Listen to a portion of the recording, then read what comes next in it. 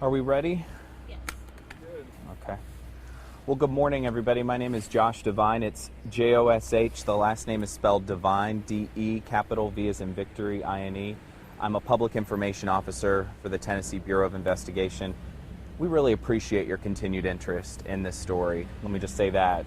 From a PIO to reporters, journalists, and newsrooms across the state, you guys have been fantastic. So thank you so much for your support as we've tried to keep this girl's picture out there in front of the public. We really do appreciate that. It's been a week. It's been 1 week since Carlie Trent was in school. It's been 1 week since Carlie's been with her father, sleeping in her bed, hanging out with her little sister. It's been 1 week since this community has seen Carlie Trent, and you better believe a lot of people want her home, and we want her home as well. And so our work continues this morning, and this work has been tough, it has been grueling, and at this point we have tried our best to sift through more than 1,200 leads that have come in since we issued the original endangered child alert and then subsequently elevated it to an Amber Alert on Thursday morning. More and more leads are coming in, more and more information. The leads that we're receiving right now have law enforcement officers working in 19 states across the country to try to verify whether possible sightings are in fact legitimate sightings. But at this point, there has been no credible sighting of Carlie Trent, Gary Simpson, or the white Dodge conversion van that we've shown you on a couple of different occasions. I do want to take a moment and address some rumors that are out there in the public. Some, frankly, disturbing rumors for us here at TBI. And I think it's pretty much summed up in something that I saw on Twitter about half an hour ago. Someone tweeted one of your stations with this comment: "If Simpson didn't harm Carlie when he had custody, why would he do it now? Question mark. I think he's trying to protect her." If we have not been abundantly clear about this since the get-go, let me take the opportunity to say this as clearly as I possibly can. This was not an innocent camping trip. This was a crime. If I've not been abundantly clear about this, let me do so right now.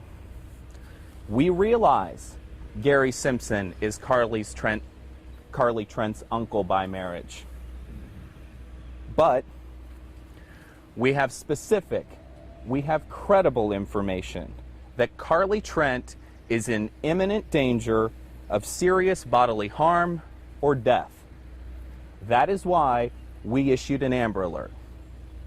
We do so judiciously for this very reason. They are reserved for the most serious of cases, and you had better believe this is one of them. I cannot say that perhaps more strongly. We need the public to be on the lookout. We need the public to trust us. When we say this child is in danger, we absolutely mean it. We are not joking around with this. It's too serious. This is a 9-year-old girl on the line. And you had better believe we're doing anything and everything to bring this girl home. With that, I'll take questions. Can you tell us a little bit about the additional $10,000 reward? By the pediatrician or? We're hearing that there may be another $10,000 reward. Sure. I'm hearing several efforts are underway to try to collect some additional reward funds. I'm going to put out a written statement so that your newsrooms sort of have a paper copy of what the latest information is from here. That will include the phone number that we're going to pass along for reward information. Frankly, at TBI, our priority is finding the girl, so we're really not set up or in a position to really be coordinating reward funding. So we'll be sure to pass that along so that you have a phone number for folks who are interested in contributing to that. Before Gary picked up on Wednesday, before he picked up Carlie Trent, do we know if it's been a week, he's not come up for air yet? Did he do anything specifically, like maybe get gas tanks or something so that he wouldn't be seen at gas stations, or did he take out money so that he wouldn't be seen at banks? It just seems so bizarre that in 1 week he's not been noticed at all. Right. He has not yet come up for air. You're exactly right. He's out of public view, so is she, so is the van at this point. But it could just be a matter of time. It only takes a need for food, it only takes a need for fuel to put him in a public space where someone might be able to see him. And I want to be very clear, those pictures that we issued last night of Gary Simpson, the better face pictures that we put out, those were actually captured earlier in the day on May 4th, last Wednesday, when he was driving through a local bank and took out money. So that was the same day, right before he goes to the Walmart, before he goes to the school, before they go to the Save-A-Lot, and before they disappear. So that is the most recent image that we have of him. Do we know how much money he took out? We do. We're not disclosing that, but suffice it to say, we're characterizing the amount of money he has as very limited. Do we know if he got, like, little gas cans to fill up with gasoline? So that... We don't know that, no. Have you received any reports of any breaking and entering or anything that he might be doing to try and get food from homes or anything like that? Have you had any reports of anything like that? We've not, no. Yesterday, you were talking about how it is so helpful that everyone in the community is kind of forming their own search parties. They're checking their yards, they're getting maps, they're doing this themselves. I guess our question is, like, why is TBI involved? Because these people aren't trained investigators. Is TBI doing anything with these volunteers to make sure that they don't contaminate the scenes or do anything like that? Well, at this point, our primary goal is finding this child. So if people want to check their property, check their land, check their neighborhood, we're going to encourage that, frankly, because we just need more boots on the ground that are doing that type of work. We honestly don't have a particular geographic area that we're searching, and so we're encouraging folks, if you want to check your property, if you own a piece of farmland, drive around it, do what you need to do to try to figure out if they might have been there at some point. Does TBI have boots on the ground? We do. We have multiple agents who are working to chase down tips and leads at this point. What about searching the woods and things like that? Because I know that a lot of people from here in Hawkins County, they've got a better idea of the lay of the land. Sure. I mean, we're prepared to do that effort. We're using the assistance of the TWRA, and also THP is helping with that effort as well. This is not just TBI, obviously, doing this. You've got local, state, federal agencies across the board. The FBI's here, the U.S. Marshals Service. We're going to do whatever it takes. I mean, our TBI agents aren't afraid to go into the woods if we need to, but we are still working to develop the information. Hopefully, we'll be able to piece that together. With other Amber Alerts, especially one recently in Hawkins County, I feel like y'all didn't have this big of a setup and weren't this present, I guess. Is this different? Are you guys treating this one differently than you have in the past? Well, we don't treat this necessarily differently. It's just this one's gone on for a while. And so as these situations go on, you need to escalate. You need to bring more resources to the table. You need to bring more people to the table, more expertise, because it helps just piece together the puzzle. At the end of the day, we want this girl home. Most of these Amber Alerts resolve relatively quickly, you've noticed. This one hasn't. And so that has us additionally concerned. It has us additionally throwing more and more resources at it to try to deal with the volume of tips that we're receiving, and also make sure we're asking all the questions that need to be asked in hopes of piecing it all together. I know Gary Simpson doesn't have any kind of criminal record, but No. is there anything to say that he might have hurt Carlie in the past? We're developing information about the specifics of what their relationship looked like. I can't address any specifics, but there have been other people who have. Josh, you said that he wears hats quite a bit. Yeah. You're releasing pictures of him at the ATM. Can you give us any indication of what those hats might say? Anything that we can just get out to our viewers that might... I'll try to have our folks take a closer look at those images to see what we might be able to develop. I haven't heard anything in particular that may be written on the hat that would help piece that together, but we have some capability of enhancing those, so perhaps we'll take a look and see if we can give that to you. Has TBI checked into, like, Carlie has a younger sister, he's got nieces and nephews in the past. Have they talked and tried to see if he's had inappropriate relationships with any of his other nieces and nephews? We are interviewing anyone who may potentially have information about Gary Simpson or his relationship to Carlie Trent or his relationship to anyone in his family, frankly.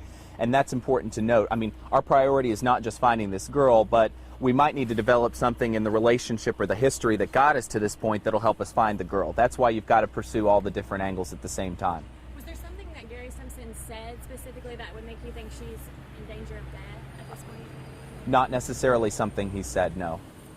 Yesterday you talked about all of this stuff that, oh, I'm sorry. You're fine. All of this stuff that was bought at Walmart, the Right. camping items. And the biggest thing was pay attention to what these are, but if you see these wrappings, if you see the camp chair with the nightgown, can you add on to that Sure. and talk about why it's so important that if you see a piece of a 3-pack of underwear wrappings or something like that? Gosh, again, law enforcement's a relatively small community, so that means that law enforcement has the information, but the reason we put out this information is so that the public knows what to be on the lookout for. Just hypothetical here. Say you're stopping at a service station in this area and you look in the trash can while you're dumping out a plastic cup that happens to be in your car, and you see, hey, there's a blanket wrapper, and this is a wrapper of the underwear that looked familiar from that picture, and hey, this t-shirt is dirty, but this matches the color. Those sorts of things are context clues that you might just want to let us know about, because that can help us piece together, gosh, I mean, and this is all just hypothetical, but maybe they were there. We pulled a surveillance video, we see them on the tape, that's an additional clue. So that's why we released a lot of those images, is so that we're giving you a more comprehensive, more contextual understanding of what they might have in their possession at this moment. Why do you guys think that she's in danger of death if it's not something he said? Suffice it to say, we've developed credible information and reliable information during the course of our investigation. I'm just not at liberty to speak to the specifics at this point.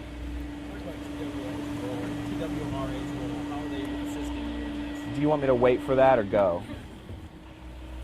Was that a wait? Yeah. Okay. I think we're good with it. It's trash day in Rogersville.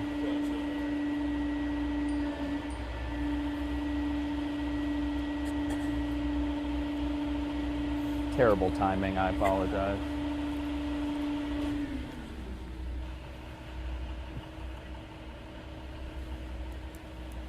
Well, new newscasts are getting close, so let me just say this. TWRA is doing ground searching. I've seen a couple of their ATVs here. I, however, have not spoken with my counterpart at TWRA. You'd want to check in with them just to see what the extent of their involvement is, but suffice it to say they're assisting.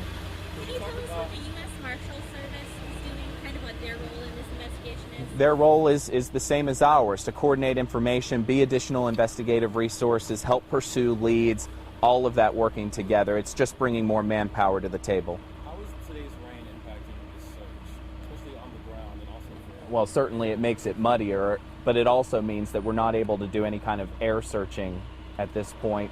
We're still reserving the right to do so, but as I've previously said, air searching is only maximized when you have a rough guideline of where you're looking, and at this point we don't have that. So that's a factor there, but there's a potential. I'll pause.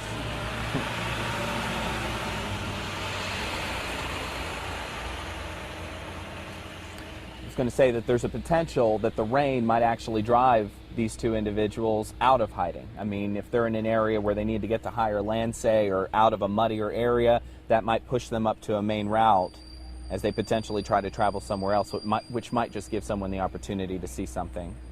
We know that there is no national Amber Alert. Right. We've gone over this so many times. Right. It feels like there are so many people that are confused about this. Right.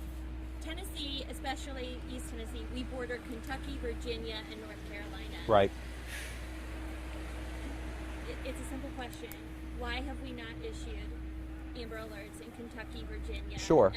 And it's a very Carolina? fair question. You know, if I didn't know what the system worked, or if I didn't know how the system worked, I'd be asking the same question. So let me explain it. Every state has a clearinghouse for missing children. The TBI is Tennessee's clearinghouse for missing children. Every state has its own rules and criteria by which they issue Amber Alerts. Those differ from state to state, and there is no such thing as a national Amber Alert. Tennessee and its contiguous states are all sort of similar in that we will not issue an Amber Alert unless there's credible information that the child is actually located in that state. We don't have that for Kentucky, Virginia, or North Carolina at this point. If we did, we would request an issuance of an Amber Alert. But let me say this, all of those states have the information in their hands, and the public in those states is well aware. So an Amber Alert might do some additional things to raise awareness, but plenty of people in those states already know to be on the lookout for this girl. Josh, we know that he's from Rogersville, lived in Rogersville his entire life, but do you know if he has any family anywhere else that he might have gone to? Can you give us any idea of where his family roots might be? Well, his family roots, I believe, are here in Rogersville. Lifelong resident, as you mentioned. Suffice it to say, those are some of the investigative channels that we're pursuing at this point that I just can't speak to. Does he have parents here? I'm unaware of that. What about social media? Because Right. there are people, that's got to be such a big help. Right. Like yesterday you mentioned, everyone from all over the Southeast and then up into the 19 other states. There are people in Michigan, Idaho, Missouri, Florida, New York who know about Carlie simply because of Facebook. Right. Is this a huge